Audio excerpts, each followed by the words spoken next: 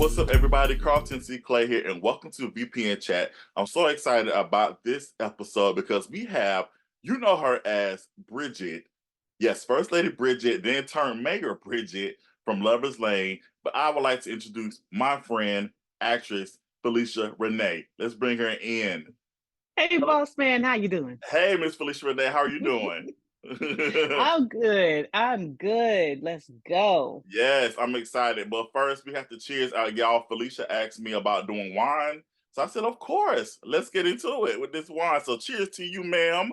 Here you go. Boom. Thank you very much for having me on your show.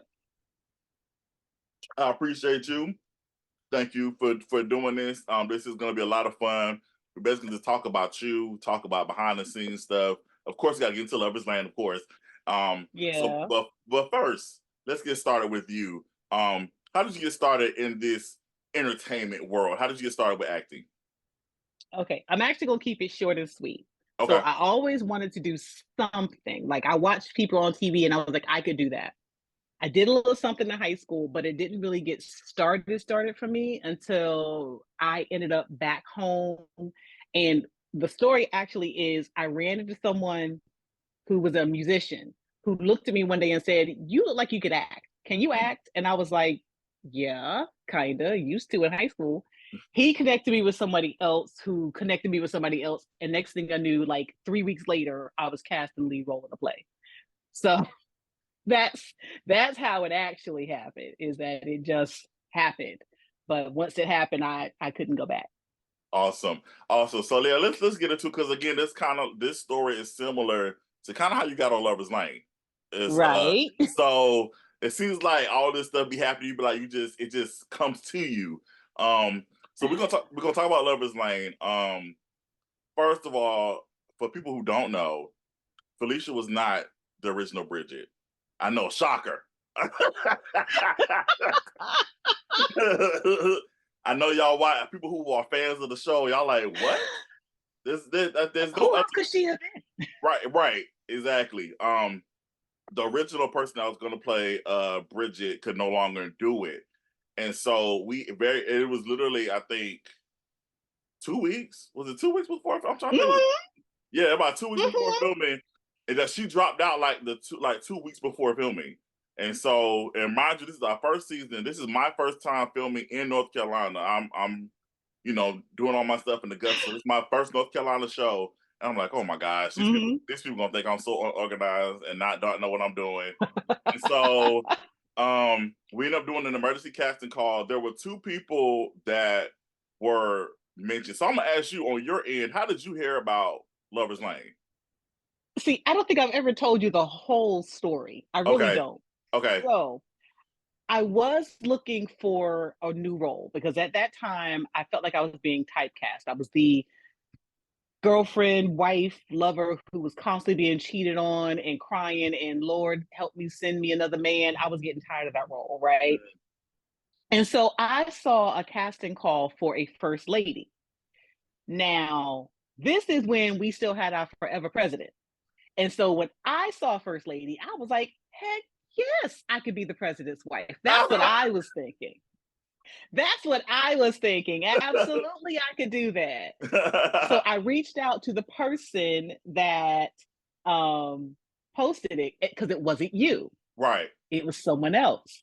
And I reached out to them and I was like, how do I audition? What do I do?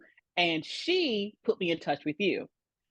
And for those people who do not know, Carlton didn't ask me for an audition tape. He didn't say get on a call with me.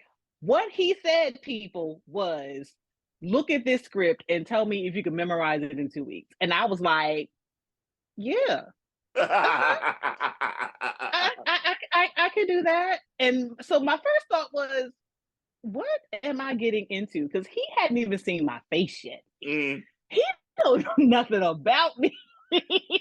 So that was my first thought. So then I had to go do my deep dive on Carlton T. Clay. Mm. And that's when VPN still had a YouTube channel. So the first thing I did was I dove into the Lion's Den because that's what you had out. Like that was your big show at that time. Right. So I was like, all right, let's get into the Lion's Den. Let's see what kind of writer he is. Because I had read the script and I liked it, but I wasn't so sure because of how the audition audition went.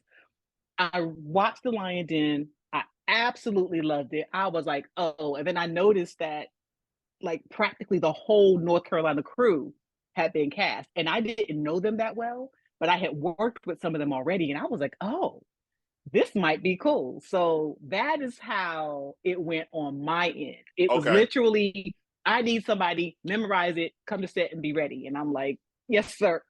Okay, I'll be there. So on my end, it was you and there was another young lady who submitted. So Mhm. for me, I was like, okay, who lives in the closest proximity of where we're filming? Because the Mm. first season we shot in Winston Salem and Mhm. Greensboro. So I was like, who is closest in proximity? And when you told me where you lived, I was like, she lives farther away than the other person. So I was like, let me just go with the other person at first. I was like, I'm gonna go with her. I was like, as I said, Felicia, I'm gonna have you on standby, and then we went with the other person. So same question I gave Felicia is what I gave the other person, and the other person was like, "Are you gonna have cue cards?" And I was like, "Ma'am, this is not the news. This is not the news. No, ma'am, we will not have cue cards. So you already out." I was like, "Nah, okay, all right, nah." So I said, "We're just gonna go with Felicia." I said, "Do you have a problem traveling to where we're gonna be at?" You said, "No problem," and then you was Nope. there. So that is the story of how Felicia Renee became Bridget, and that is the story of how we first met in person that day one On set. on set. On set. And I still wasn't sure what to make of you because on set, if y'all don't know Carlton gets on camera like this and he is grinning and he is smiling. Baby, on set, that is not who he is. Not until he's comfortable. Not until he's comfortable. So that first day or two, especially early in the morning, he is business. Y'all, I need y'all over here. Seeing this, like it's like, okay, all right, let's Did I go. Let's go. did I hug you? Did I hug you the first Nope. day? Nope. I Nope. didn't. Nope. Okay, because Moni, for those who don't know, Moni B, she was our makeup artist. I didn't. It was one day I didn't hug her either, and I was like, I did it. I said I'm a hugger. I'm such a hugger. But okay, Not, but again, on set, like when it's time to work, Carlton Clay works. I don't, y'all have heard about how Tyler Perry is on set where he's going to film an entire movie in like a weekend.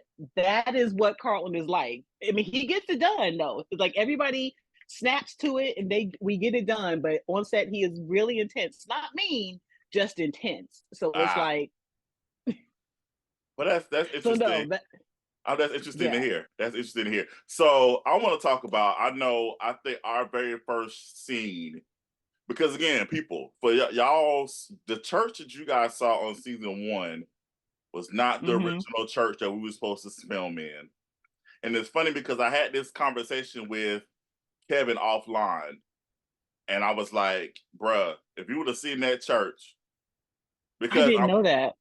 yeah, that church, I'm telling you, yeah. I'm just gonna say thank God for Javetta and her parents. Mm, Because mm. I'm telling you, and I probably, because again, I was sold. Mind you, again, people, I don't live in North Carolina.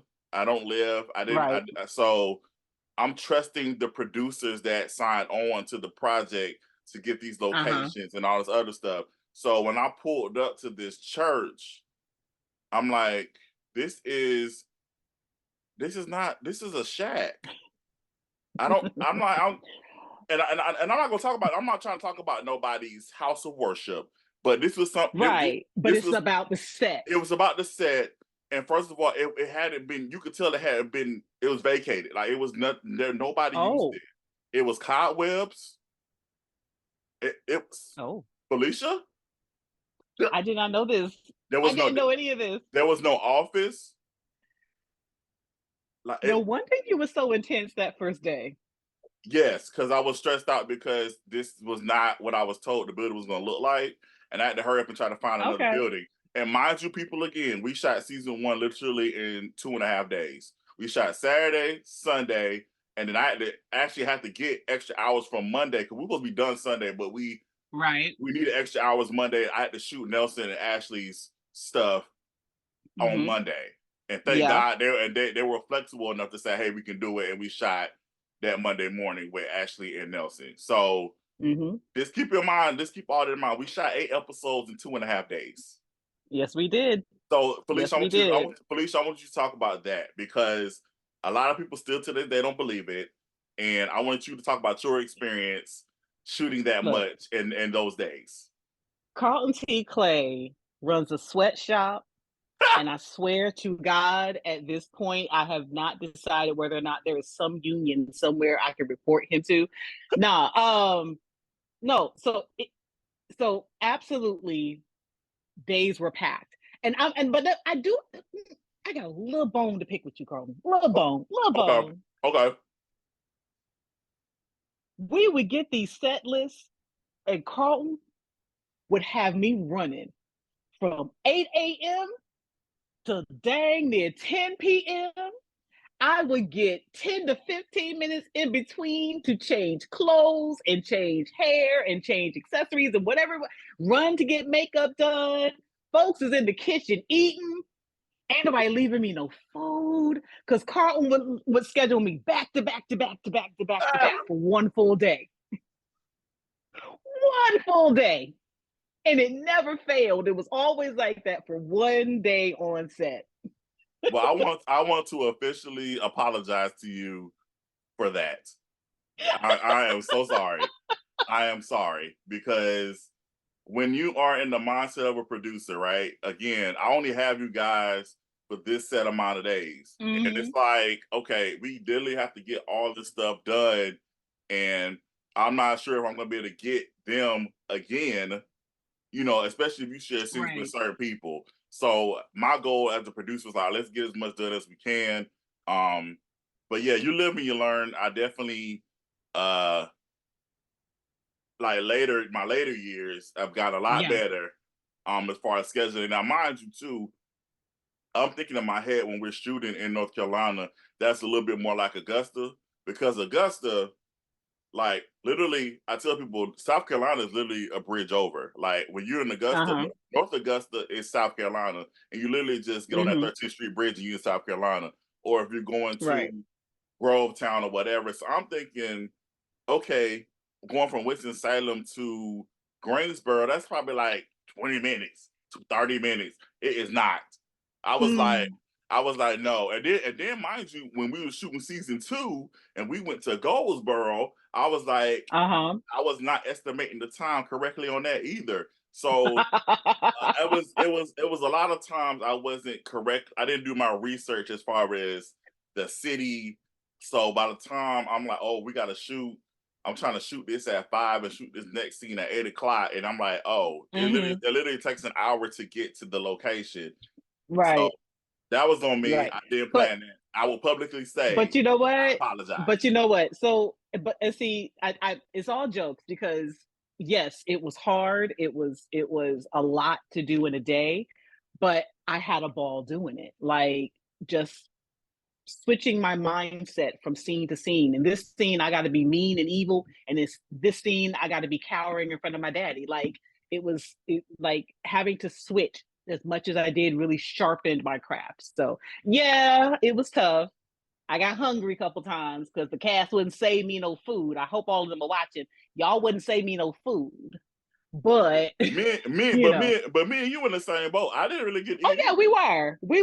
Yeah. But I also want everybody to keep in mind that for the majority of the Lover's Lane run, Carlton was a one-man show. He was filming, he was lighting, he was script supervisor, he was director, he was like, if there was a hat, he had it on. So it wasn't just me running around, like he said, it was him too, like beginning to end, never sitting, not a drop of water in his mouth, just rolling until someone made him sit down and eat. Yeah, for sure. So it wasn't just me, people. It wasn't just me. We was working it together. We was all in this together. Let's talk about the evolution. We was all in this together. Yeah, let's talk about the evolution of Bridget. From where she started to where she ended. So I'm gonna let you have the floor on that. Because she started off as the first lady of the church. ended up being the mayor. And there's a lot of things about Bridget that we didn't know throughout the show until we got to the final season. Like for instance, Right. that like her daddy had other children. So yeah, but let's talk about Bridget. Like, what you give us your thoughts on her evolution throughout the series? So you know what drew me to Bridget from the very first season was that she was a villain, but she wasn't a villain just because. Like there was, regardless of whether you loved or hated Bridget, there was always something behind her actions. She wasn't mean for the sake of being mean. She was mean because she was protecting her family. She was mean because she was protecting her friends. She was mean because her heart got broken. Like whatever it was, there was always something behind it. She was not, and I liked trying to push that part of her. Yes, she could be vindictive. She had a smart mouth. She pulled all the strings, but I liked portraying the why. I liked people seeing she might be a nice person if this wasn't happening or if this wasn't happening, So that was an important part of her character to me, to always make sure that she wasn't evil for the sake of being evil. She was a person. She was a real person, real feelings, real emotions. And I tried my best to make sure that came through whenever she was on screen. I think you did more than try. You definitely did it. I think that's why people love Bridget. Like, she's definitely like that. She's definitely, I want to say she's the villain of the show. I have to say she's definitely several people's antagonist, but I wouldn't necessarily call her the villain. I think Oh, no. Yeah. She was the villain for a season or two. She was a villain, and I like the fact that she was a villain. She was the villain. She was arranging hits and getting folks beat up. She was the villain for a little bit. Okay. No, I don't think so.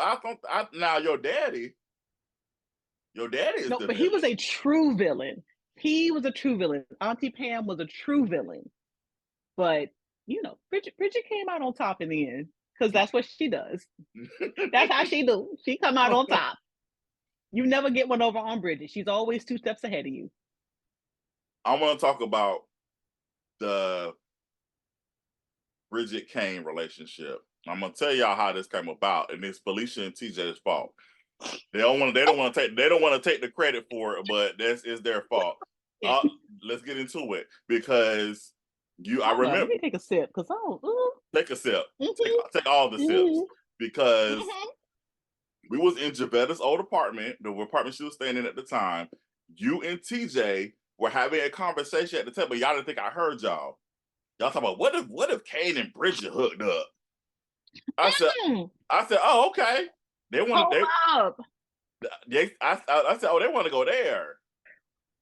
So hold up, sir. Wait a minute.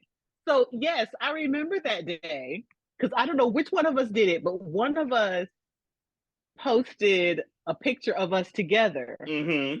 And I think we called ourselves the axis of evil or the nexus of evil or something like that. But we were talking about teaming up. We weren't talking about hooking up, sir. We were talking about teaming up. We were talking about the backstory where Bridget was pulling Kang strings and she had him doing stuff. We were talking about Sure.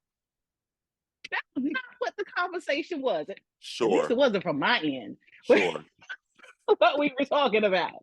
We were talking about what if they joined forces. I'm just going to keep saying sure.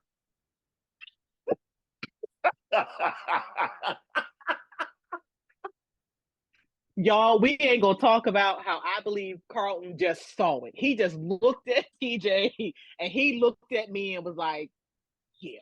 Absolutely not. Absolutely not. It was definitely the conversation. I was like, okay, they want to play these games. We're gonna take it up a notch for season 2. I never thought, because I'm gonna tell you the truth. Let's tell the truth. Okay. It ended up being a great storyline. It did, from beginning to end. But for a little while, I didn't like it. I didn't like it. And it wasn't TJ. TJ is a wonderful actor. I love bouncing off of him. He gives great energy, so I can give it right back. But it never made sense to me because I was like, Bridget ain't into thugs. Like, there's no way Bridget is into thugs. Like, there were so many people who came across that show that I was like, yeah, I can't remember the immigration officer's name. I can't remember his name. We're gonna get into that in a second. Okay. We're gonna get into that. We are We're going gonna to get get into that. into that. But yeah, it never made sense to me that Bridget in her position and well, no, let me back that up. Let me back that up. So it made sense temporarily. The concept behind it, Bridget was married to a closeted gay man, so we know she won't get her needs met. And ain't nobody gonna meet your needs. Let's just be real. Ain't nobody gonna meet your needs like a man who's been without for a couple years. And Kane had recently gotten out of jail, so that made sense for the moment. But then, like, the continuing on and like her almost seeming to kind of sort of fall in love, it was like I mean, I'm gonna roll with it, and we're gonna do it. But like, it never made sense to me for Bridget to fall in love with the thug, Mm. only because of who she was and how like she was all about appearances. And Bridget didn't hide anything. She might not tell her business, but she ain't hide nothing. And Kane, she had to hide. So that was the only part about it for me. It was like it made for a great story, Mm. but Felicia watching the story was like, mm. So Well, yeah, that was probably the only part of Bridget's journey that never quite made sense to me. well, I appreciate you rolling with it. I think, like I said again, it's just one of those parts of Bridget that's like for me, Bridget is so multifaceted, and Bridget has so many layers to her. And Mm-hmm. in part, Kane.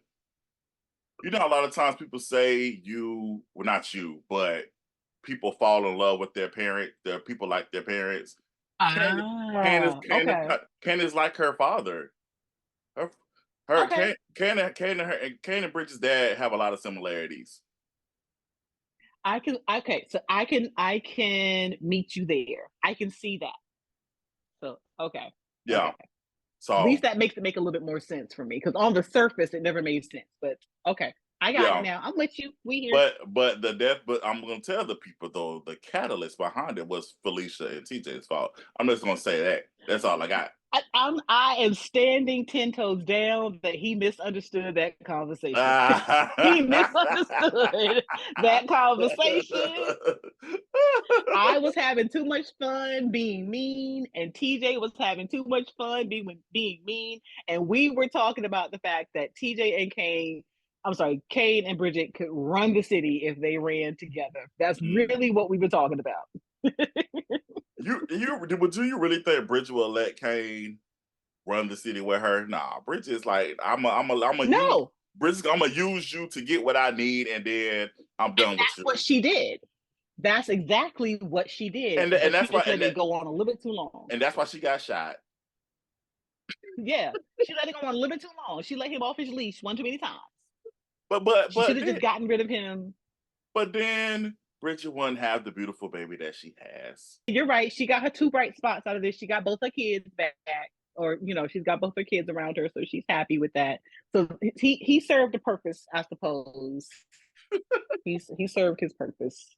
So He let's donated his time. his stuff. Yeah. So you mentioned the not social worker, the The immigration officer. immigration officer, that which was played by Damian S. Johnson. Shout out to my boy Damian. So Yes. what ended up happening was, again, people, if you're in the our business, that what we do, a lot of times what we write doesn't make it to the screen. Right. Sometimes things happen and you have to go to plan B. In Mm-hmm. that instance, we had to go to plan B. Damien couldn't make a filming session. And so Yes. uh we had to go because originally Bridget and the immigration officer were supposed to hook up. They were supposed to link up. But unfortunately Damien couldn't make it that weekend. And so it was like, okay, that storyline scrapped. So I know a lot of people are wondering like what happened with that because I know it was a lead up. Cause we shot We were that season. building up to it. Yeah. Yeah, that season we shot. That's when we started on season 3. We started breaking it up into shooting in both 2 weekends. So we shot the first half one Mm-hmm. weekend, and we'll shoot the second half the second weekend. So Damien was there for the first weekend, but he couldn't make it to the second one. Yeah. So unfortunately, that storyline got scrapped. So it was like he Right. was there. That's why Bridget, a lot of things that Bridget did on the second, if you notice on the second half of the season, she did it on the phone or on the computer because Mm-hmm. we had to go to plan B. Right. We had to ad lib whole scenes Yeah, and figure it out off the absolutely. top of the dome. I Absolutely. I will say I hate that storyline never got a chance to see the light of day because it was unfortunate that his character was never going to make it to the next season anyway. Regardless, the same thing would have happened. But I felt like what you wrote for her would have changed her a little bit. It would have changed her a little bit had we had a chance to do it. So I do regret that we didn't get a chance to do I agree. that. I agree, definitely. Speaking of regrets and things not making it to the screen, let's talk about this infamous final scene that me and you always talk about. We always talk about this final season that never made the light of day. So for people, Y'all, oh my God. who don't know, there are 4 versions of season 6. There are 4 versions. The original version, the very first version. So let me back this up. So you Yeah. remember in season 5, we introduced the Scott character on the club scene. Hmm. Um, Also, I'm gonna throw this in there too. Season 5, that's not the original season 5 either. Oh, that I didn't know. That no, because the original season 5, Curtis is supposed to be there. GL couldn't make it. Oh, GL couldn't film as a main character that season. So that's why we had his character move to Washington, D.C., where in the car. yeah. So that's why at the time because at the time GL was living up there, and so me and Jessica actually went up there and shot their scenes together up there. So Okay. GL was originally supposed to be in season 5, and it was a lot of stuff that was supposed to transpire, but again, things happened, and we had to change some stuff up. So Hmm. that's how the Scott Okay. character that's why the Scott character was introduced in season 5, because Scott um he was introduced in the club episode. In season 6, he was the one. So it was gonna be like a whole big murder mystery. Yes. Different people were It gonna. was Clue who done it. Yes. Yes. It was a whole who done it situation. Different people were going to die each episode. So it was gonna be like it wasn't gonna be like Tyler Perry on Have Not, where he killed everybody off in one episode. It wasn't like that. It literally was gonna be every episode somebody would have died. And Hmm. you had to try to figure out who did it.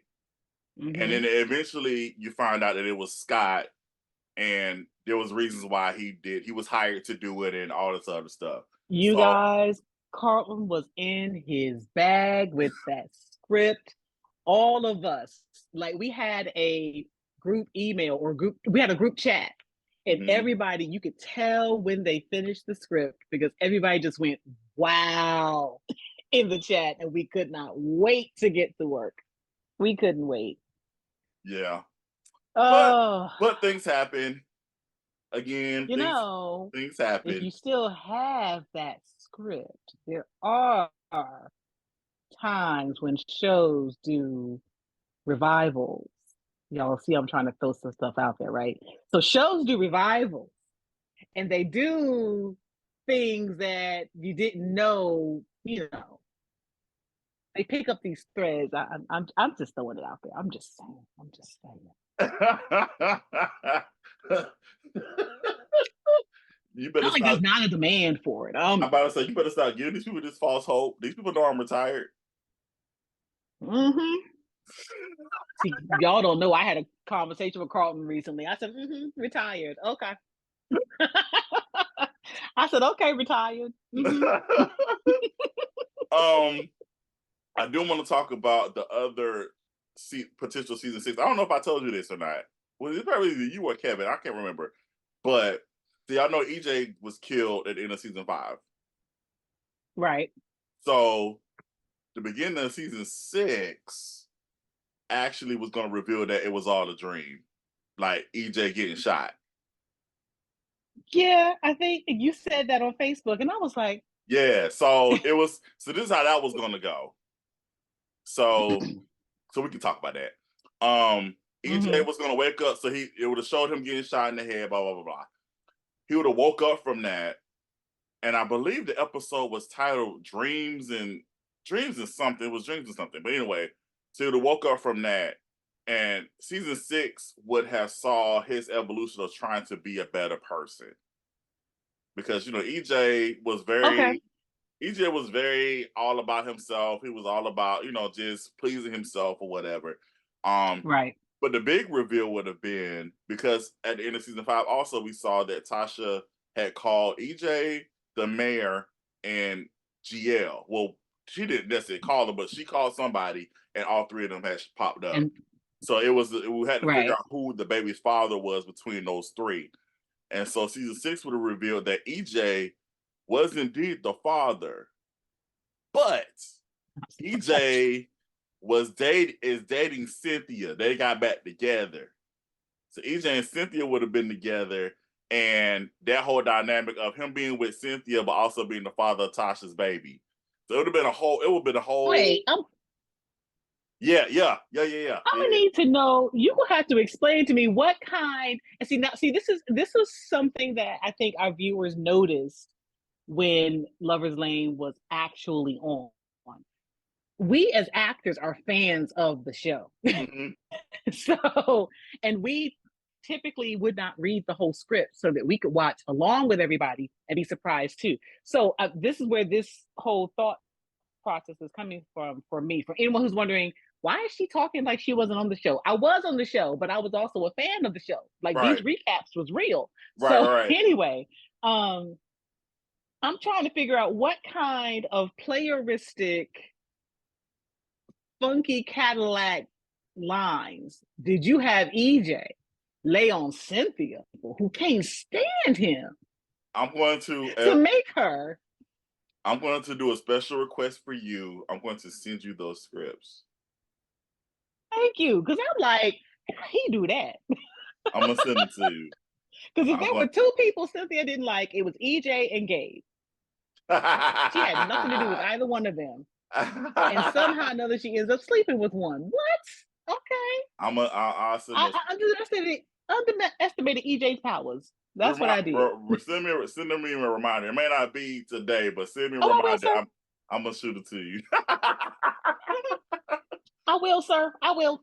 Mm-hmm. Me and you also talked offline. We talked about the series finale. We talked about the different ideas I had for the series finale as well. Because I had different ideas for the series finale. From what y'all saw. It was two of them. The first one was I don't know, everybody would have been hot if I would have did this. The first one was that everything that happened on Lover's Lane was actually a script that Malachi wrote. And we'd have revolted. We would have revolted, I believe, on that set. Like, you did not just take us through. Carlton, you took us through almost, people don't quite get it. We went through almost 7 years on this show. You gonna put us through 7 years for a dream, sir? Oh. But here's the thing, though. Oh, gosh. So, yeah, it would have been Malachi's script, but so Cynthia, Gabe, Lydia, and Bridget actually exist. But he basically just used them to start the script. And so Lydia and Gabe at the end would have been revealed they're actually still married. They're together. Cynthia and Malachi are good. They're married. And Bridget, she's actually not a mean person. She's just, she's just doing her thing or whatever. I'm not saying it's a bad ending. I'm not saying that. But to take all that had happened over that time and just make it something that was in Malachi's head would have been that would have pissed everybody off. Everybody. That would have pissed everybody off. I already know. I can't remember what the second ending. I think I wrote it. I can't remember what it was now.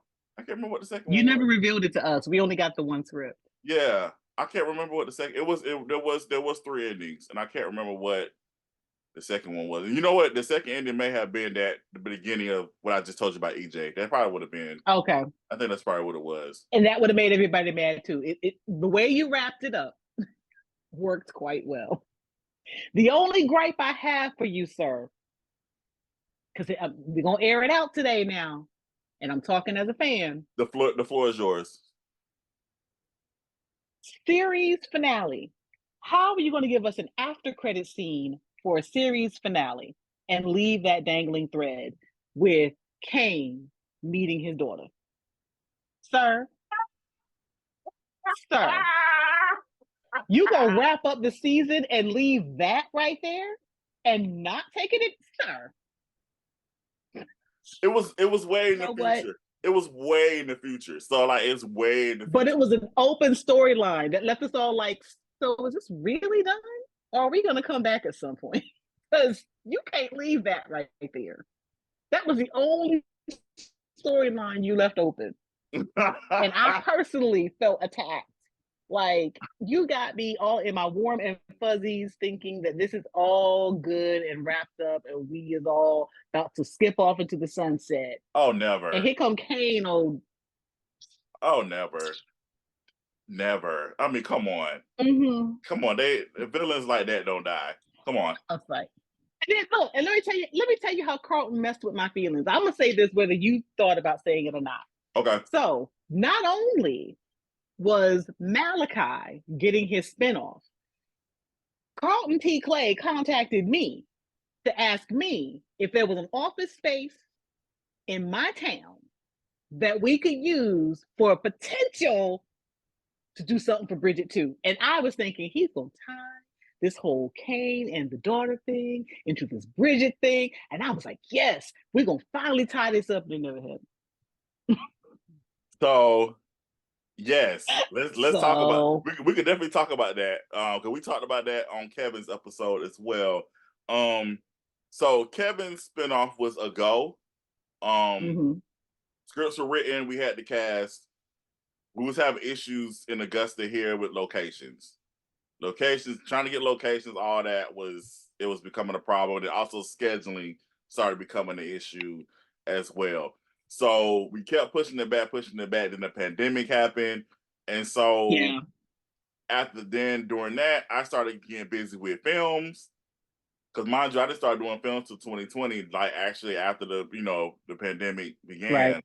So, and I already had all these series I was trying to wrap up. And so unfortunately, Love Games didn't happen. And I'm going to say this too: there was a Bridget appearance on Love Games. There was a Bridget appearance. So I apologize, Lovers Lane fans, including But you, Felicia Renee. I apologize that we didn't get that. Again, I'm messing with them because I get it. I get it. Things happen. I was just like, oh, this we about to do Lovers Lane Part 2. We about to take over the world with this one. All right, we about to do this, and we would go get owned. But that was the plan, though. The plan was definitely to do the Malachi spinoff. The plan was definitely to do a Bridget spinoff with her actually climbing up the political ranks. I actually had an idea for a spinoff for your son, for Donnell. I actually had a spinoff idea for him to move to another city that had like a Lover's Lane type vibe, but he was moved to another city or whatever to start over. So yeah, I had these ideas, kind of like the Power Universe type thing.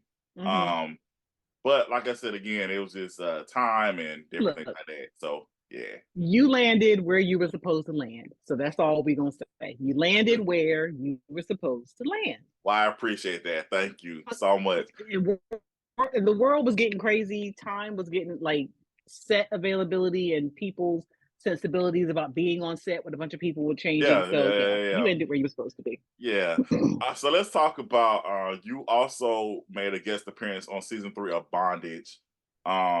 Now Mm-hmm. I was excited about that for you because it was totally different from Bridget. I was like, I'm ready to see her do something else. You were a cop, you were a detective, and I thought that was exciting. For Mm-hmm. me, it was exciting seeing you do that. Tell us about your Right. experience. Tell us about your experience playing that character. It was that exact thought. It was a whole new, as an actress, you are in danger of being typecast. If you do one thing and people say you did it well, that's all they want to see you do after that. So, I talk a lot about how you opened a lot of doors for me, which you really did. During and after Lover's Lane, I was getting script after script after script,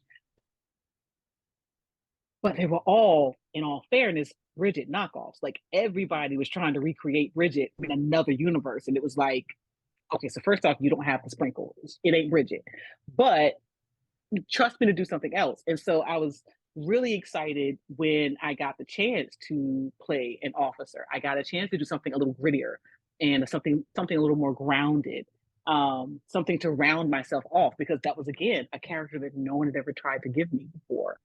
So, getting the chance to manhandle somebody that I probably could not have manhandled in real life. Getting a chance to do that, even if my time was short lived on the show, getting a chance to do that was really a lot of fun. You know what? I'm gonna take this moment, since we're talking about how you gave me those two chances when you really didn't have to. I do want to go on the record publicly to thank you, because you actually have no idea how far you pushed my career in the short amount of time I knew you. I mean, Mm. when I met you to do Lover's Lane, I had just made the commitment to get off the stage, because I started on stage. I had just made the commitment to get off the stage and in front of a camera. And I was like, camera is not easier work, but less work, more reward. I love the stage, but there's a lot of rehearsals and a lot of time being spent, and sometimes the money doesn't match and it just ends up feeling like you did all this for nothing. And it's nothing like getting in front of the camera. I love being in front of the camera. So I have to thank you for the opportunities you gave me, because through you, I have people literally across the country who have seen my face and know my name simply because they watched Lover's Lane. I've had real deal actresses that side by side you did with me and Veronica from Haves and Have Nots, that she actually liked on Twitter, was like fried my brain. It's like little stuff like that. And sir, just to say it, if anyone forgot, being in a Carlton T. Clay production got my name spoken in a room in Rome, of all places. Like, I was just like, these people don't even speak English, and they are saying Felicia Renee, in this award ceremony. I'm just like, what is life right now? So I have to thank you for the opportunities that you've given me. You actually put a lot of faith in someone you didn't know. You had no idea how this was going to work out. But then once you got to know me, and you were just like, all right, let's stretch. Let's push her and let's go as far as we can with her. So thank you so much. If I never get a chance to say it again, thank you so much for spending your time and using your talents to help push me forward. I really appreciate it, sir. Oh, thank you so much. I appreciate that. You about to make me cry up here, and I've been drinking and stuff too. Oh Jesus. Take Oh that sip, Lord. sir. Take a deep breath. Take a deep breath. Feel it, feel it, Oh feel it, and man. accept it. Oh man. I definitely appreciate you. It has truly indeed been my honor to, first of all, meet you, to have worked with you, and also most importantly, develop a friendship.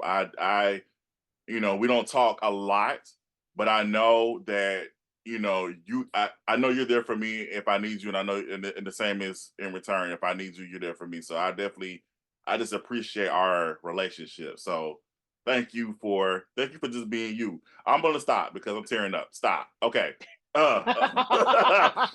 um, um, you have I think you have, besides, I talked about this last week, well, last time with Kevin. You all have, your Lovers Lane has a unique fan base.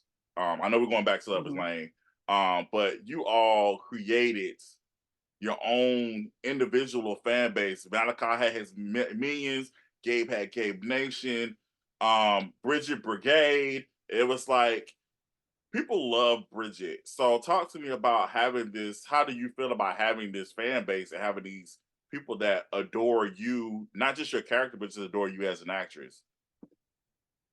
You know, it's actually pretty weird. I'm pretty sure most of us can say that it doesn't matter where our names are spoken, we still see ourselves as regular old people. Like, and I don't say that to be like, but I'm not. No, I am. I'm just a regular old person. I got kids and I got a job and I have things I got to do, and my breath stinks in the morning and I got to sit here and do the makeup to be all glamorous and whatnot. Like, I'm just a regular old person. So to walk into a room and have people go, "Oh my God, it's Felicia Renee." I'm like, "Where? Who? What? Oh, me." You know, I've gone to award shows in other places where people have been like, "Oh my God, I wanted to meet you," and I'm like, "But why though? I'm just me," you know. So it's really really weird. It is really really weird to have anyone say they're a fan, you Mm, know, and it's crazy because technically that's what you're trying to do. You're not yes, you're acting for the love of it. You're acting because it makes you feel good. You're acting because it's like a missing part of you that you get back when you're on set. Sure, but it's also a business and you need those fans. You need to be able to say, "Hey, you put my name on this cast, and I will instantly bring this many eyes to your project." You need to do that.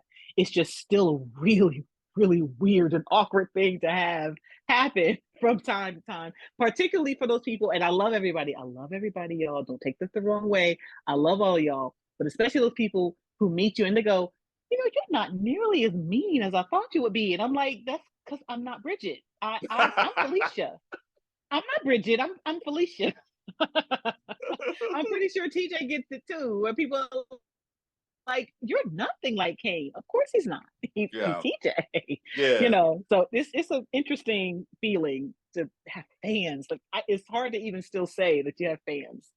I want to. We're going back to Lover's Lane because there's a couple things I forgot to discuss. I want to talk about Uh these. oh. I want to talk about these girl chats, which were some Out. of my favorite scenes of Lover's Lane. I love how, well, not season one, but season two on. I love how Mm-hmm. I was able to just. I wrote something basic, and I love how you, Shay, and Ashley, and eventually Jessica. I love how y'all just went. Y'all just go. Mm-hmm. I loved it. Talk about the girl chat scenes. Yeah, we got to talk about But that.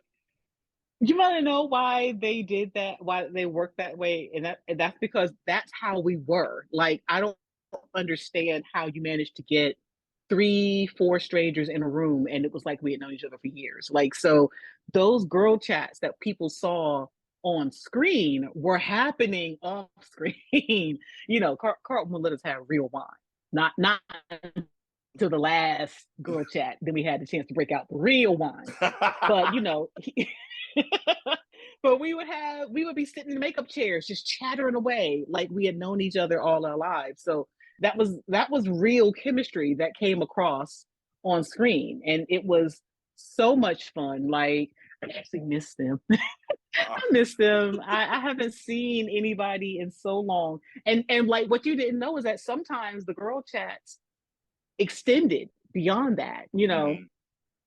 after the day is over, people would gather in my room and we'd all just sit around talking and laughing and gossiping and dissecting the day. And it was just, it didn't matter who was on set, whether they were just there for a day or if they were, a character who had a couple of seasons under their belt. That was the camaraderie we had on set, and that just happened to come across to everybody. That's why it seemed to be. That's why it got its own hashtag girl chat, because it just that's how we actually were in real life. So, Shay, I'm not gonna say the whole name because I never quite got it right. Shay, Ashley, Jessica, ladies, I miss y'all. I wish we could get together and redo that again. That was a lot of fun. Yes, definitely. Do you have any behind the scenes stuff, story, like a story that you want to talk about, that you can talk about? Not that I can talk about. Uh, No, let me think. Let me think about something I can say. See, that's the problem with girl chats. We talk about a lot of stuff that don't need to see the light of day. So I'm gonna plead the fifth on Oh, that. okay. I respect But, that. I respect that mm-hmm. 100%. I'm gonna keep that confidence. I'm gonna keep that confidence. We ain't gonna do that. Anything funny, like, well, besides the girl chat, anything on set that you was like for instance, me and Kevin talk about Baby. how I broke the table. Like, No, I remember I wasn't in the room when you broke the table. I heard the aftermath of the table breaking. But baby, look, I cannot remember his name. I just know I will never forget it happening when Jason's little lover got mad at him and slapped him on the way out the door. oh, Look, people, I that was remember not in the that. script. I remember that. People, that was not in the script. He ad-libbed that. He didn't tell anybody he was going to do it, and I was not prepared. What was Jason's real name? I can't remember it right now. Eric. But Eric, thank you. Poor Eric had to do it twice because the first time it happened, it shocked me so badly. Oh, there goes. That's what it did to me. The first time it happened, it shocked me so badly that I instantly fell out of character, cracked up laughing, and was like, "Oh my god, wait, what just happened?" And Carlton was like, "Cut, we got to do that again." And I'm like, "Oh, I'm so sorry. I am so sorry," but I wasn't. But the I thing is, didn't know. they didn't tell me, they didn't tell you. They actually had that, from my understanding, they had that conversation offline, and they said Okay, they're gonna do that, and then they didn't tell us. let me just say this for all of my acting family across the world, please tell the rest of the crew that you're going to do something like that because I wasn't prepared. My soul wasn't prepared. I reacted. And if you watch that, I don't know if you guys have the DVD set or whatever. If you guys watch that scene again, you will see I still reacted. And if you look at my face, I'm trying not to laugh because I just wasn't prepared. I just was not prepared. That right there is going in my memoir one day.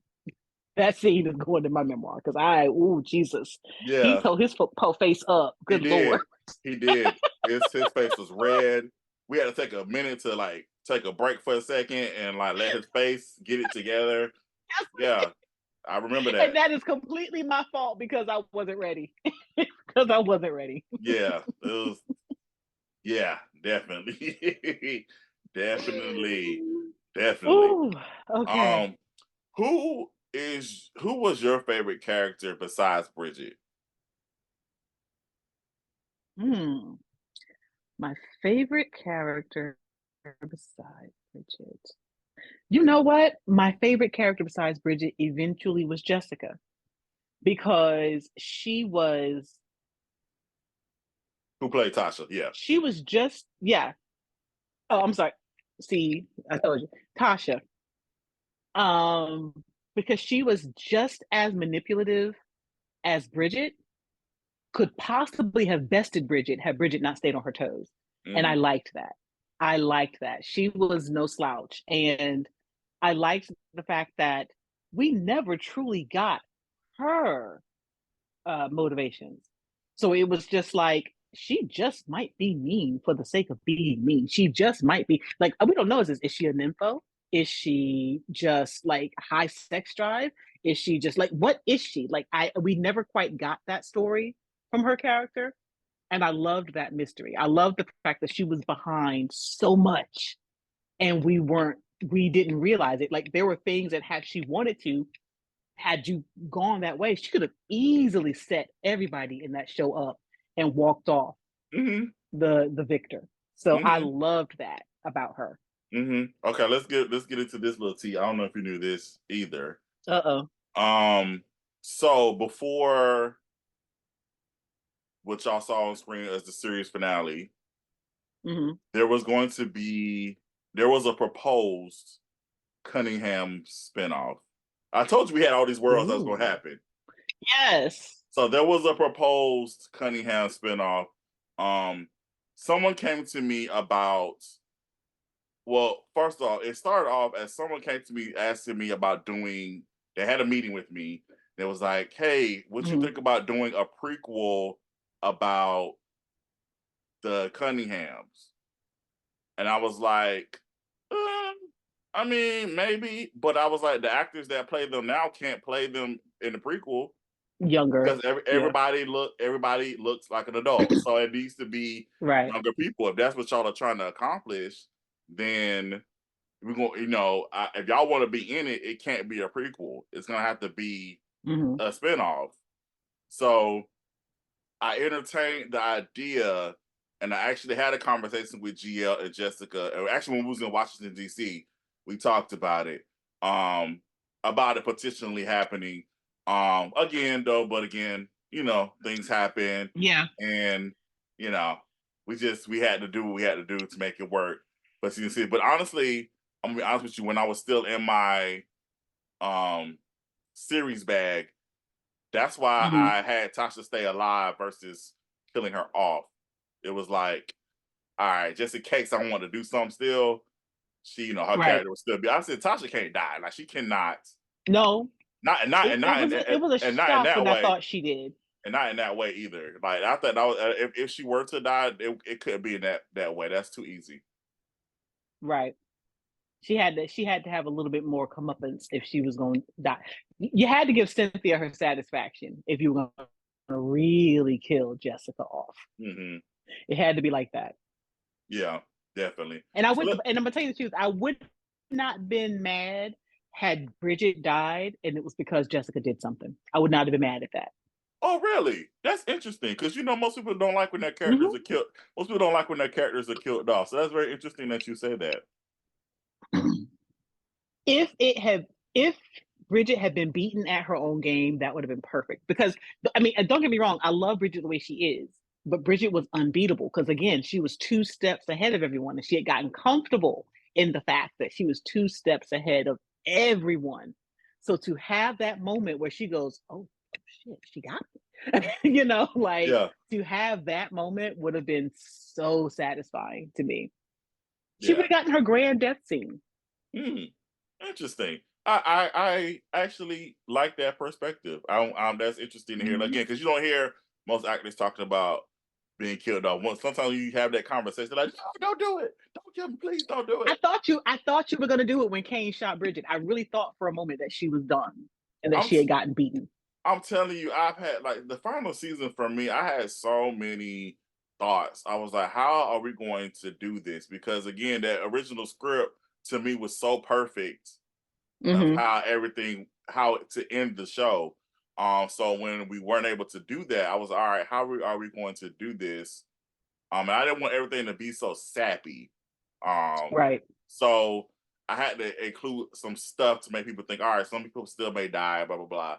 And yeah, Hmm. I actually enjoyed in the actual what we saw. I actually enjoyed the way Bridget got her father. I enjoyed that. You and Oh no, that was fun. you and Bowie did have a great chemistry as father and daughter. Y'all did an amazing. I love that scene.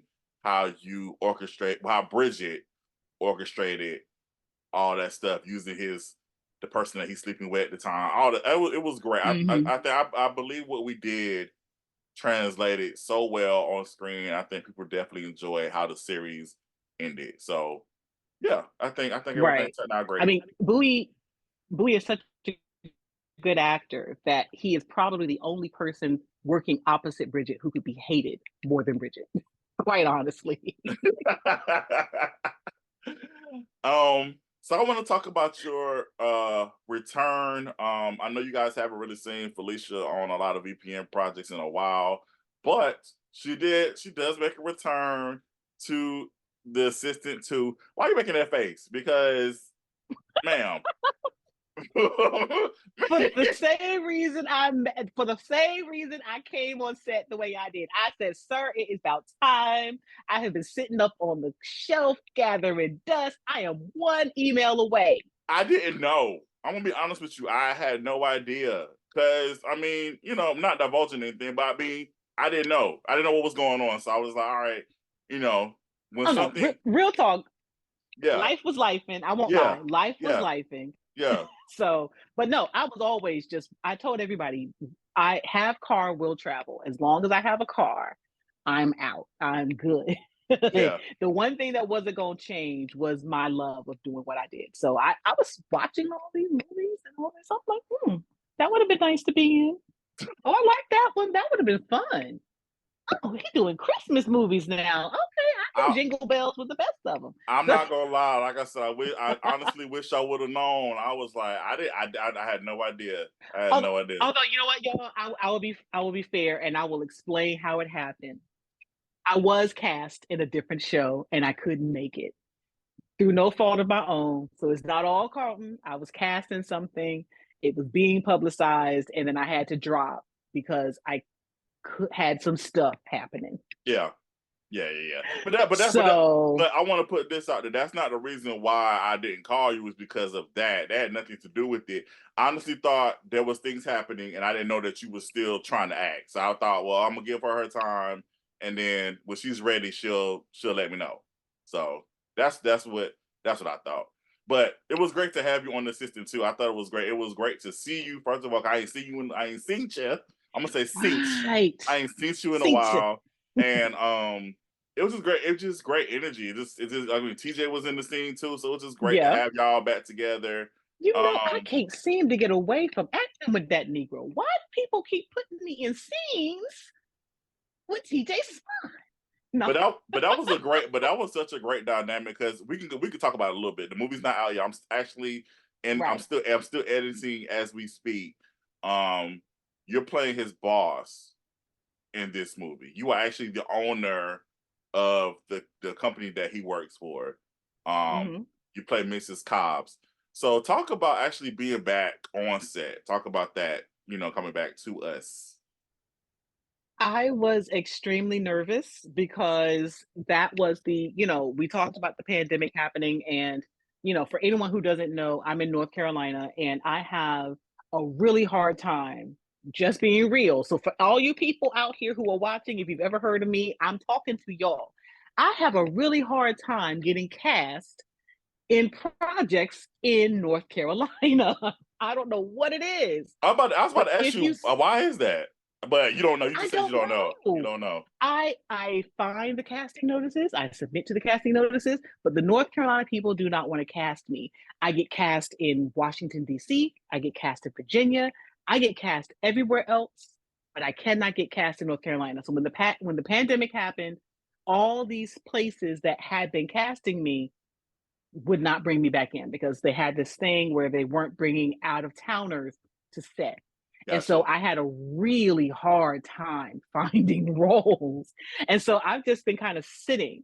And then after the pandemic, when things started to open up again, life just became life.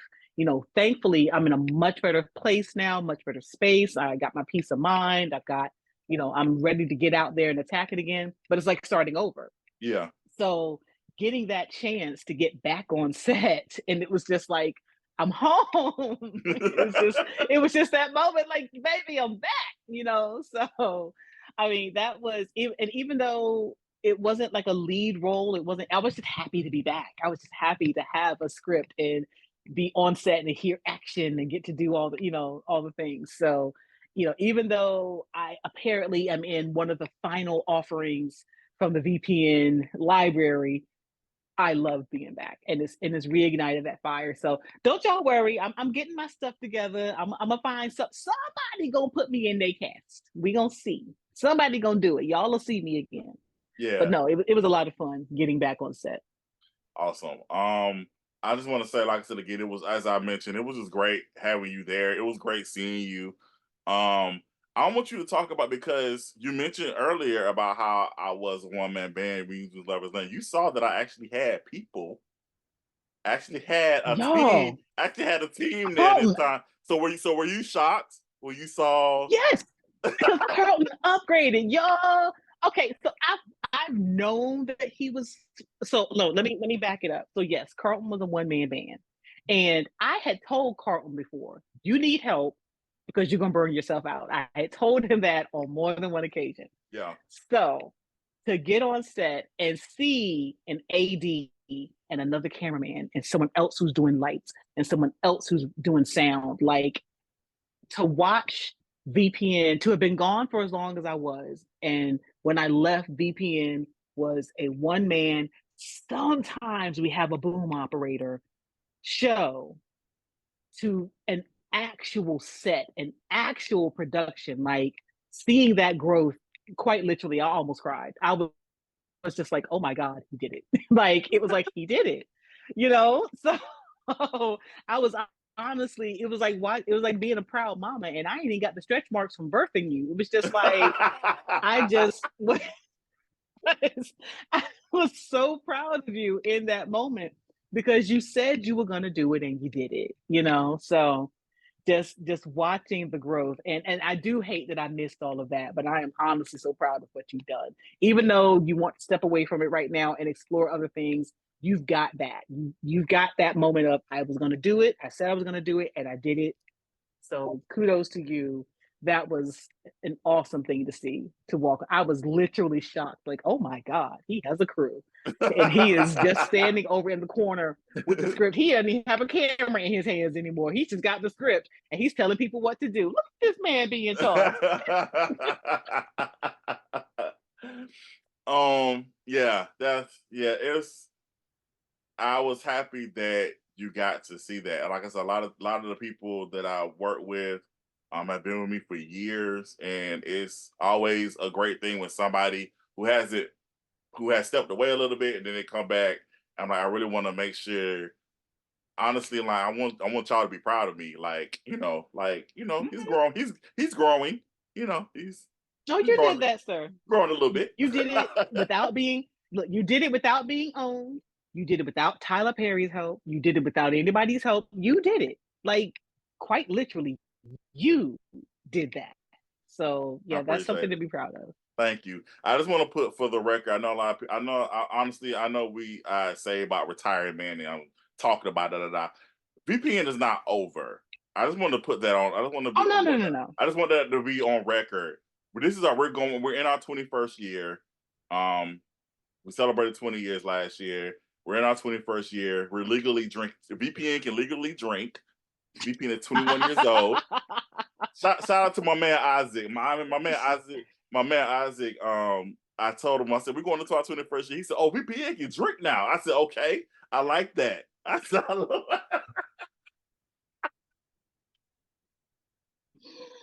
so yes, VPN And can drink. VPN is evolving. It's evolving. So we're evolving. Like I said again, I'm always going to be a creative. I'm always writing. Writing never ceases for me. I'm always writing something. It's just going to be looking a little different now. But yeah, VPN is here to stay. VPN is not going anywhere. Again, you just never know what's going to happen. Like I'm saying this in Oh, January. I'm saying this in January, and who knows what'll happen in September. That's all I'm gonna say. I'm calling what's gonna happen. I'm calling what's gonna happen. I'm gonna put it on record right now. Here's Uh what's oh. gonna happen. Uh oh. So if y'all were not aware, Carlton has his comic series that he is writing right now. The Chosen, right? Yes, it's called Chosen. Correct. Mm-hmm. Mm-hmm. So he's got his comic series. What's going to end up happening is someone's going to take that comic, they're going to turn it into a bona fide anime, and you guys will be hearing Felicia Renee voicing one of his characters. I'm here for that. That's what's going to happen. But you know what? That does not involve me. That does not involve me drawing. That doesn't involve me doing no. That doesn't involve me doing no camera work. So I'm actually here for that. No, it doesn't. I'm It actually here. lets you. I'm here for that. Actually, I'm not going It to step lets you in continue front. writing. It lets you Yes. continue creating, and all you got to do is hand somebody these comics and let them adapt the script and approve. We are about to Walking Dead your comic series. I'm here for that. I receive it. This is me taking what you said and receiving it here. So Now watch yes, what I said, y'all. When he come out in 2 years talking about he needs voiceover actors, understand that you heard me say it here. Okay. you did. Absolutely, it's marked. It is marked for sure. Is there Time stamped, baby. Yes? Is there anything else that you want to say to the people out there that may be watching? So I said I'm coming back on the scene. I have not, I've been exploring the auditions and things like that. So again, you guys will see me. I'm looking at some new projects. I've been convinced to try a podcast. Apparently, someone out there thinks that people might want to hear me talk for 30 minutes to an hour. So I say, why not? I mean, I say go for it. I mean, you just never know. so if y'all start seeing me talk about a podcast soon, we're still workshopping a name and a premise for it, but that's a new project that I'm down. I'm down for anything creative because that's who I am at my core. Yeah. Um, y'all about to see me being happy and healthy and just in my golden time of life. Uh, so that's the most important part right now. So I'm just saying, keep an eye out. As long as I'm being creative, I'm happy. So I'm gonna be somewhere doing something Yeah. creative. Yeah. And we can't wait to see it for sure. All right, Miss Felicia Renee, if you want people to follow you and follow you on this journey of life, Hmm. how can they do so? So y'all gotta understand that I'm at a certain age where I can't do but one social medias at a time. But I do have some social medias. You can find me at Felicia Renee on Facebook. I am actress Felicia Renee on TikTok because I do be tickety talking sometimes. And you can find me as I believe I am actress Felicia Renee on Instagram. Although, honey, that Instagram is dusty. I ain't been there in years. Ain't talk about the ex. We ain't gonna talk about the ex tweet that I don't. Them streets is dangerous. I leave them alone. So you can have that. I'm there, but I ain't there really. You get it. Oh man. Well, Felicia, thank you so much for taking the time out of your schedule to talk with me. This was fun. This was That absolutely was fun. fun. This was fun. This definitely was fun. All right, ladies and gentlemen, Felicia Renee, everybody, clap it up. Clap it up, everybody. And that is it for me. I'm Carlton T. Clay. This is VPN Chat. Y'all have a good one. Peace.